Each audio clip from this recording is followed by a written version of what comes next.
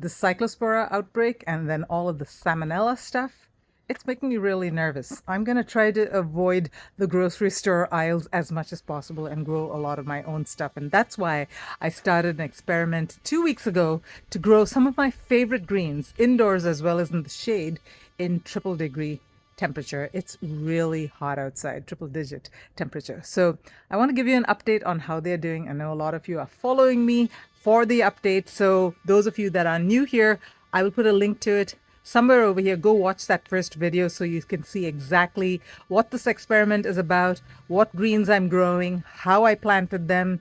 Pretty detailed. Go check that out, and then I will link back to this video so you can come and watch this. But let's go do the update and see how they're doing, because the results have been a little bit mixed. First, let's go indoors into my sunroom where I am growing several of these greens under grow lights. This is a lovely Vago Garden indoor grow station. Let's start with the lettuce. Now, this actually was started more than 2 weeks ago, about a month ago, and I've already harvested once. I've already chopped it all off, enjoyed it in salads and burgers, and it's time for another chop and harvest session. So I'm growing it as baby lettuce because in the heat of summer, it's difficult to grow head lettuce. It's going to try to go to seed faster than you can eat it. So chopping and letting it come again is the way to do it.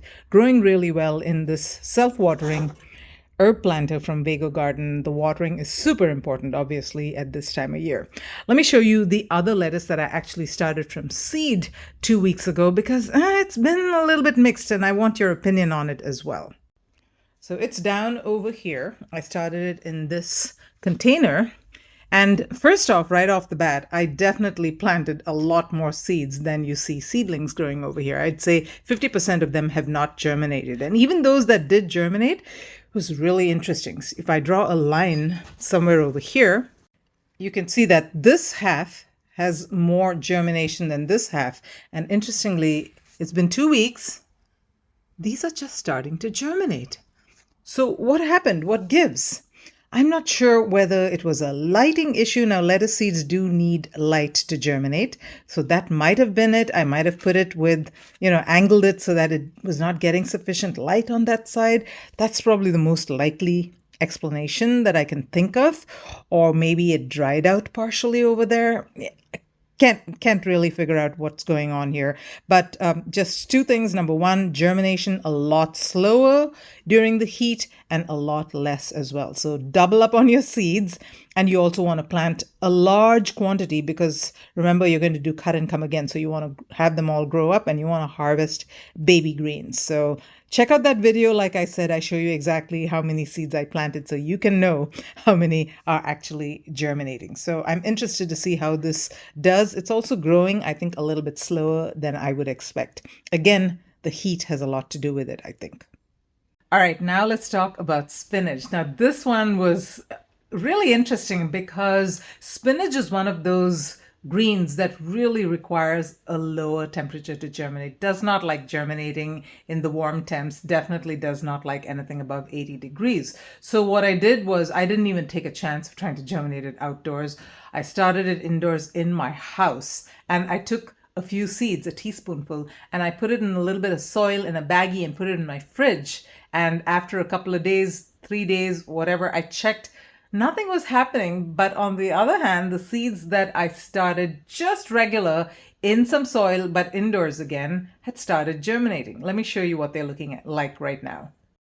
So I started it in this little window box. So this little dividing thing here, the spinach seedlings on the left are the ones that I actually just threw in the soil, mixed it up a little bit, kept it watered. There's quite a decent amount of germination, maybe about, I'd say 60-70% germination. On the other hand, the freezer stuff, when I saw this starting to germinate and nothing happening in the freezer, this was about maybe 4 days in, I decided, okay, let's pull it out of the freezer and throw it in here. And nothing happened for about 3 or 4 days. I'm like, okay, are the seeds all gone? But then they started germinating. And they're still germinating. And I think, yeah, I can even see new ones coming up. So yes, it will germinate. How much better than this, or whether it'll even germinate better than this as far as the number of seeds, don't know. But for sure, I don't think it's worth the effort of trying to give it cooler conditions. Just throw it in some soil, keep it indoors if you can to give it a little bit less temperature than those triple digits. And they seem to be germinating just fine. Yeah. All right, let's go check out on the cilantro. So cilantro actually hid behind this planter setup over here. Don't you love these planters, by the way? These are self-watering planters, all three of these, all from Vago Garden. And this one has a tank, like a 20-gallon tank underneath it. And everything grows just fabulous in it, these tiny Tim tomatoes. I mean, they're not tiny and they're producing a lot. And I keep harvesting. That's why you don't see any ripe ones. And this pepper plant over here, this is a Peruvian pepper plant, you guys. Look at all the, oops, didn't mean to do that, but look at all these peppers. It's loaded with peppers. And this pepper plant came back from last year. So yeah, second year pepper, just loving life in this planter. And I've got beautiful flowers as well. Anyway, I digress. Let's go check out the cilantro. So it's growing in a little gallon pot here, and I put that mesh basket over it because rats really like to eat the stuff, rats and mice. So let's see how it's doing. So 2 weeks in exactly. This is a decent amount of germination. Look at that. They're looking healthy. I'd say easily 75-80% of the seeds have germinated. Now, I'm doing cilantro in succession because you want to do that, because cilantro grows, again, much slower in the hot weather, and you want to harvest frequently because that will keep it thinking that it needs to produce leaves rather than go to seed. Let me show you the ones I started a couple of weeks before this. I'm growing these in the shade of my greenhouse here, and there's also an oak tree right above this. So this does get plenty of shade. But again, remember, 100 plus degrees outside. It's really warm. So these were started exactly 2 weeks before the ones I just showed you. I've got this little tulle covering, and this is a Vago Garden little indoor planter. Actually, it's self-watering as well, which I think is really important. You want to have a water source because if it dries out, yeah, seedlings, they're gone. But look at that.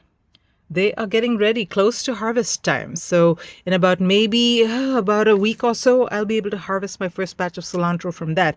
And then a couple of weeks before this, I planted these. Now, this is an unfair display because I've already harvested from this. Now, I will tell you that I'm harvesting only a few leaves at a time. It's growing really slowly. So I'm going to have to figure out how to get more volume of cilantro. And also, I have noticed that they're getting, I don't know what this is. Is this disease? Is this sunburn? Not really sure. But the leaves are not looking as healthy as I would like them to. But so far, the cilantro experiment, for sure, I can get them to start growing. The germination is good, but how fast they grow is questionable. So I'll see. Again, cilantro takes a little bit longer to really take off. So maybe I need to wait another week or two before I really see great progress. All right, let me show you the microgreens. But before that, I want to show you just a couple more things that I started that are cool with the seedlings. Right here, actually, I have got dill.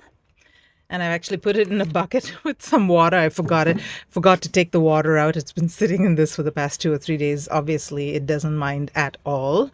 And then I have got parsley. Lots of great germination. So parsley and cilantro, no problem at all. You can generate them in triple-digit temperatures and they will do just fine. Again, they are happier and they grow faster in the cooler weather, but by the time they are ready to really take off, the weather is going to cool down over here. So I think these are going to do really well. All right, the last thing I want to show you is my microgreens. So with microgreens, the experiment was not so much as to whether or not I can grow them. Microgreens, like in 5 days, you can harvest them, right? So it really does not matter too much about the temperature, the weather, whatever. Plus, I'm growing them indoors. Main thing was to see whether I have the discipline to be able to harvest them and eat them regularly. And sad to say, I don't think that's happening. But let me show you how they're doing. So these are the ones I started 2 weeks ago. 2 weeks, you say? I could have harvested them in 5 days. Yes, I could have. But look how big they've grown. I haven't harvested them yet. And the reason that the leaves look a little bit singed is because I actually had them balancing over here, right under these very powerful grow lights. No, they shouldn't be that close. These don't need as much light to germinate, and I'm using a little DIY self-watering thing. And by the way, I have described how I made this in that video that I was talking about, so go check that out. And then these were just a few days before this, I had planted these microgreens. This is a Vago Garden microgreens grower, and these are growing really well. I did a little switcheroo. Rather than planted in the bamboo mat that came with the Vago Garden kit, I actually put some soil on some burlap because I know that I'm not going to be harvesting them as much and as frequently as I'd like to. So I've been harvesting over here, as you can see, and those are again well overdue harvest time. And part of the reason is I'm wanting to make this video, right? So I'm waiting to show you guys before I do anything with it. So hopefully I'll get better at growing microgreens. Yeah, don't look at these. This was yet another experiment that I won't talk about over here, but yeah, microgreens need to be harvested, and I think we're going to be using it in our meals today. So just to summarize, yes, you can grow a lot of different greens in the heat of summer in a combination of indoors and in the shade. Secondly, they will be a little bit more difficult to germinate and less of them will germinate. So keep that in mind. Use double the amount of seeds you normally will and give it some time. And then finally, they are going to be growing a lot slower as well. So keep all these things in mind, but it's definitely doable as long as you're willing to put in the work, put in the attention. And I think in these times with all these problems going on, we need to learn to grow a lot of our own food. It's just so important. I hope you enjoyed the video. Live green, love your greens, and definitely follow along because I am going to be planting up my fall garden very, very, very soon.